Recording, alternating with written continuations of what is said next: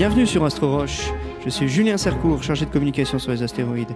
Ce podcast est effectué en compagnie du Dr Patrick Michel, directeur de recherche au CNRS, au laboratoire Lagrange de l'Observatoire de la Côte d'Azur, Université Côte d'Azur.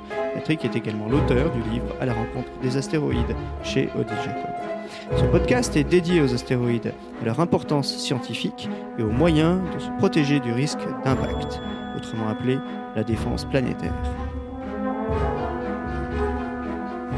Après avoir, dans notre précédent podcast, parlé de DART, nous allons maintenant parler d'ERA. Une déviation d'astéroïdes, c'est bien, mais comprendre pourquoi elle a fonctionné, c'est mieux. C'est exactement l'objectif de ERA, la sonde de l'Agence spatiale européenne, qui doit retourner sur ce que j'appelle la scène du crime. Oui, parce que ERA, c'est un peu Colombo. Oui, c'est ça, avec en plus le fait qu'on connaît le coupable dès le départ, comme dans la série, et ensuite on remonte l'histoire pour démontrer que c'est bien lui le coupable. Bon là, c'est pas pour démontrer que c'est lui le coupable, c'est pour mesurer ce que le coupable a fait en réalité. Et il y a également un petit côté police scientifique. Oui, absolument. Bon, on va mener l'enquête. Alors, j'ai l'honneur d'être le responsable scientifique de cette mission menée à l'Agence spatiale européenne avec comme chef de projet Yann Carnelli, qui a construit avec certains d'entre nous cette histoire, et Michael Coopers, le scientifique projet, puis pour en citer encore un, Paolo Martino, l'ingénieur système. Donc, c'est toute une équipe aussi bien scientifique de l'Agence spatiale européenne et puis bien sûr les industries, OHB qui fait la sonde, la compagnie Tivac qui fait l'un des CubeSats dont on va parler, et l'autre compagnie GomSpace qui fait l'autre CubeSat. Donc, on voit qu'on a des consortiums dédiés à cette mission. Alors, donc, ERA, en réalité, est constitué donc d'une sonde principale. Oui. Qui fait un peu moins d'1,2 tonnes. C'est l'équivalent de 2 gros frigos américains. Oui, mais en dimension, mais en poids, c'est quand même assez conséquent. Et c'est la première fois, et ça c'est vraiment excitant, qu'on envoie une sonde qui inclut et qui a à son bord 2 CubeSats, donc ce sont 2 boîtes à chaussures, qui vont être déployées à proximité de l'astéroïde pour faire des opérations à plus grande proximité de la sonde principale et nous donner des informations absolument uniques. C'est la première fois qu'on utilise 3 satellites, en fait, qui vont communiquer les uns avec les autres, enfin en particulier les 2 CubeSats, l'un s'appelle Milani, l'autre Juventas, lorsqu'ils seront déployés, auront une liaison intersatellite pour communiquer leurs données à la sonde principale qui les renvoie vers la Terre. Et oui, absolument, c'est une démonstration technologique et c'est la première fois qu'on explore un petit corps dans l'espace profond avec une sonde principale et 2 CubeSats, et ça, que ce soit l'ESA qui le fasse, j'en suis tellement satisfait et qu'en plus, je sois l'un des participants. Donc, c'est vraiment magnifique. Alors, à bord de la sonde, il y a plusieurs instruments. Il y a des caméras, bien sûr, qui vont nous permettre de faire des images de l'astéroïde et de comprendre un petit peu ses propriétés de surface. On a une caméra hyperspectrale qui va, dans plusieurs longueurs d'onde, nous dire comment la surface réfléchit la lumière, et ça va nous donner des informations sur sa composition minéralogique. Et sur ce que l'humain est incapable de voir. Absolument, puisqu'on va aller au-delà du champ visuel. On a un imageur dans l'infrarouge thermique fourni par l'Agence spatiale japonaise, donc on a une composante internationale à bord, et compte tenu de mes relations avec le Japon, et puis surtout de l'expertise japonaise dans la mission Petit Corps, je trouve que c'est magnifique de les avoir avec nous.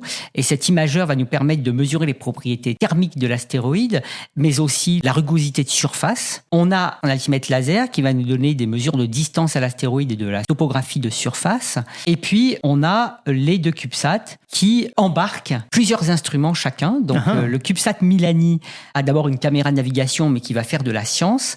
Un imageur dans l'infrarouge qui nous permet d'avoir aussi des mesures de composition minéralogique, et un détecteur de poussière, détecteur et analyseur de poussière, parce qu'il se pourrait qu'il y ait de la poussière autour de Dimos et Dimorphos pour différentes raisons. Par exemple, les impacts de micrométéorites génèrent de la poussière.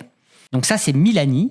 Et on a Juventas qui, lui, accueille un radar qui va nous permettre de sonder pour la première fois la structure interne de l'astéroïde. Ça n'a jamais été fait. Et oui, une première. Exactement. En plus, avec une expertise française, mon collègue Alain Éric, le laboratoire de Grenoble, l'université Joseph Fourier, grand expert de la technique radar, qui nous permet de sonder l'intérieur en envoyant des ondes radar, en voyant comment elles se réfléchissent, de sonder l'intérieur de l'astéroïde, de nous dire si Dimorphos est un agglomérat de roches depuis la surface jusqu'à son centre, ou alors si c'est un rocher monolithe qui est entouré de ces graviers et de ces roches que nous montraient les images fournies par la caméra Draco de DART. On saura vraiment tout sur cet astéroïde et sa Lune. C'est très important parce que ça nous permettra de savoir pourquoi Dimorphos a répondu comme il a répondu à l'impact de DART. Et en plus, la structure interne de Dimorphos a des conséquences sur nos scénarios de formation d'astéroïdes doubles puisque étant la lune d'un astéroïde, et on pense que ces lunes sont formées par échappement de matière d'un astéroïde simple, parce qu'il tourne de plus en plus vite sur lui-même sous l'effet d'un effet thermique qu'on appelle l'effet Yorp. On sait que certains astéroïdes ont leur vitesse de rotation qui augmente et ça peut permettre à de la matière de s'échapper et d'éventuellement se réagglomérer pour former une lune. Mais ça, c'est l'un des scénarios. Il y en a peut-être d'autres. Et donc, savoir de quoi il est fait à l'intérieur, évidemment, a des conséquences sur ces modèles de formation. Donc, il y a plusieurs raisons pour lesquelles on veut comprendre la structure interne. L'autre aussi, c'est parce que les simulations d'impact qui doivent reproduire le résultat de DART, eh bien, doivent partir des bonnes propriétés initiales de la cible. Mhm. Est-ce que c'est un monolithe ou un agglomérat? C'est pas les mêmes propriétés. Donc, il faut qu'on puisse donner cette donnée-là. Et en plus, ce CubeSat Giventas va atterrir sur Dimorphos. Donc, c'est la première fois qu'on atterrit sur un corps aussi petit que 150 atterrir ou mètres. rebondir?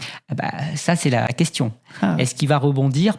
Possible, puisque selon la vitesse à laquelle il arrive, du fait qu'il y a tellement peu d'attraction sur la surface d'un corps de 150 mètres de diamètre, rendez-vous compte, pour sortir de l'attraction de cet objet, pour ne pas retomber, il suffit que je saute à 6 cm par seconde. Prenez une règle, mesurez 6 cm et parcourez les 6 cm en une seconde, c'est rien du tout.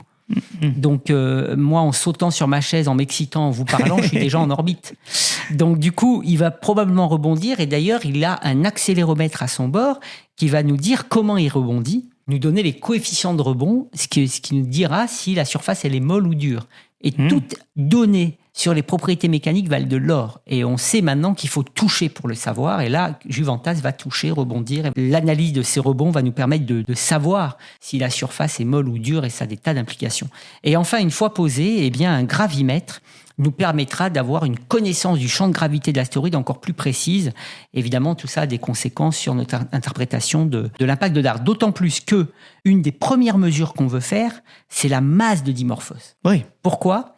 Parce que la masse de Dimorphos intervient dans l'efficacité de la déviation produite par DART. En fait, on sait avec DART qu'on a réduit la période de Dimorphos autour de Didymos de 33 minutes. Elle est passée de 11h55 minutes, donc il mettait 11h55 pour tourner autour de Didymos. Maintenant, il met 11h22. C'est très bien. Mais est-ce qu'on était vraiment efficace ? Ça dépend si on avait affaire à un corps qui était assez massif ou pas massif. Et en fait, ce qu'on veut savoir, c'est quand DART a transmis sa quantité de mouvement à Dimorphos, donc sa masse fois sa vitesse, est-ce qu'il n'a transmis que ça, ou est-ce qu'on a multiplié cette quantité de mouvement par un certain facteur du fait qu'on a émis beaucoup de matière ? Qu'est-ce qui se passe en fait, physiquement ? Quand on envoie de la matière dans un sens, la quantité de mouvement prise par cette matière, par conservation, s'ajoute à celle transmise par DART. Action-réaction. Oui. Plus j'envoie de matière dans un sens, plus je dévie. C'est un des grands principes de la physique. Voilà. Et en fait, quand on met ça en équation, on voit qu'il y a un paramètre qui intervient, c'est la masse de Dimorphos. Et comme on ne la connaît pas, on ne sait pas si on a multiplié la quantité de mouvement de DART par 2, par 3, par 4 ou par 5. D'après la diminution de la période orbitale, en faisant des suppositions sur la masse de Dimorphos, on l'a multiplié par un facteur qui va de 2 à 5. Et ERA va nous permettre de préciser ça, ce qui est très important. Oui. Et enfin, on va savoir finalement à quoi ressemble Dimorphos. Est-ce qu'on a laissé un cratère? Si oui, de quelle taille? Est-ce qu'on l'a déformé? Ce qui semble être le plus probable d'après nos modélisations d'impact qui essaient de reproduire les données partielles fournies par DART et l'ISHA-Cube et les observations au sol. Ça semble être le plus probable, mais en fait, on n'en sait rien. Et moi, ce que je trouve extraordinaire, c'est que pour l'instant, les seules images qu'on a de Didymos et Dimorphos sont celles offertes par DART avant l'impact. Et on sait déjà que les deux objets n'ont probablement plus rien à voir. Ah oui, parce qu'il y a un effet sur Didymos. Mais aussi, puisqu'il y a probablement une grande partie de la matière éjectée qui est retombée sur Didymos. Une partie a été éjectée, mais il est probable qu'une partie aussi ait tapé Didymos et on ne sait pas ce que ça a fait. Donc en fait, on sait qu'on va voir le même objet que DART, sauf qu'il n'a plus rien à voir parce qu'entre-temps, il s'est passé un événement qui est l'impact de DART. Et moi, ce qui me fascine, c'est que j'ai les images, et on les a, elles sont publiques, de la surface de Dimorphos avant l'impact. Et comme c'est cette partie de surface qui a été tapée, on sait que celle-là, du coup, elle n'existe plus. Ah, c'est sûr. Les rochers qui étaient là, ils n'y sont plus. C'est un peu comme le nez du sphinx. Voilà, c'est ça. On l'a enlevé. Et ça, c'est fascinant. parce qu'on sait qu'on va découvrir autre chose. On a des tas de prédictions de DART. Il y a une centaine de publications qui ont été effectuées, avec pourtant simplement les données d'une sonde qui a finalement explosé sur un astéroïde et un petit CubeSat qui est passé à côté. Donc c'est vraiment magnifique quand même. C'est vraiment très riche. Mais toutes ces prédictions ne sont que des prédictions, puisqu'on n'a pas le résultat final. Et donc Hera va nous permettre d'avoir ce résultat. Je dois dire que je suis vraiment impressionné par les performances de l'équipe projet à l'Agence spatiale européenne conduite par Yann Carnelli et puis les industries impliquées au HB, TIVAC, GomSpace et puis tout le consortium, parce qu'elles ont dû développer en très peu de temps, en quelques années seulement, cette mission, qui a été approuvée en 2019 par le conseil ministériel de l'ESA pour être lancée en 2024. Donc c'est un challenge énorme et elles l'ont réussi puisque maintenant la sonde est à Cap Canaveral et va être lancée en octobre 2024 pour faire d'abord un survol de Mars en mars 2025. D'ailleurs, un survol de Mars qui nous permet de calibrer les instruments en vol. Ils vont tous être braqués sur Mars pour pouvoir l'observer. Mais on s'est arrangé, grâce d'ailleurs à la motivation de Seiji Sugita, un membre du board de Hera, un collègue japonais, et aussi les efforts de l'équipe d'opération à l'ESOC, qui est le centre d'opération de l'ESA. Eh bien, Darmstadt. Voilà, on s'est arrangé pour que, lorsqu'on observera Mars, dans le champ passera Deimos, qui est l'une des lunes de Mars, et probablement une phase qu'on n'a jamais vue. Donc on fera même de la science par ce survol-là, qui a pour but en fait d'accélérer, de donner un petit peu d'énergie à la sonde pour pouvoir atteindre Didymos à moindre coût et de calibrer les instruments en vol. Et on atteindra Didymos à l'octobre 2026 pour commencer les opérations à proximité en décembre 2026 pour une période de 6 mois. Et là, on va voir plusieurs phases. Donc, on va être à 30 km, puis à 20 km, et puis ensuite, on va s'approcher pour déployer les 2 CubeSats. D'abord, Juventas, qui va nous donner des données de structure interne pour la première fois. Ça, c'est vraiment excitant. Et 2 semaines après, Milani sera déployé pour faire des études minéralogiques et de détection de poussière. Au final, Juventas ira se poser sur Dimorphos pour nous donner donc de nouvelles informations. Et puis, au bout des 6 mois, on verra ce que l'on fait de Hera. Est-ce qu'on demande une extension de mission pour prolonger notre enquête si jamais il y a encore des choses à regarder? Ou alors, est-ce qu'on posera Hera sur un des pôles de Didymos, donc au lieu de Dimorphos, pour avoir des images à plus grande proximité jusqu'à ce qu'il atterrisse, ça ne pourra plus communiquer. Tout ça, c'est en discussion. Mais en tout cas, voilà, l'objectif, c'est d'arriver là-bas pour mener l'enquête et offrir aux modélisateurs une expérience d'impact et un premier test déviation entièrement documenté qui nous permet d'en faire quelque chose pour un cas réel et pour d'autres scénarios. Donc, c'est vraiment fantastique. On a une équipe scientifique, je dois dire, qui travaille vraiment de façon incroyable, très bien organisée, avec une atmosphère que toutes les autres missions doivent nous envier parce qu'on s'entend tous très bien. Il y a une générosité, une bienveillance, un esprit de partage que je tiens moi-même à maintenir. De toute façon, pour moi, c'est une condition où je travaille dans une bonne atmosphère, où je fais autre chose. Et on a réussi ça, sachant que quand même, on a un rythme très intense du fait du timing qui est très serré. Oui. Et donc là, on est prêt. Et ce podcast est enregistré 2 semaines avant le départ de Hera.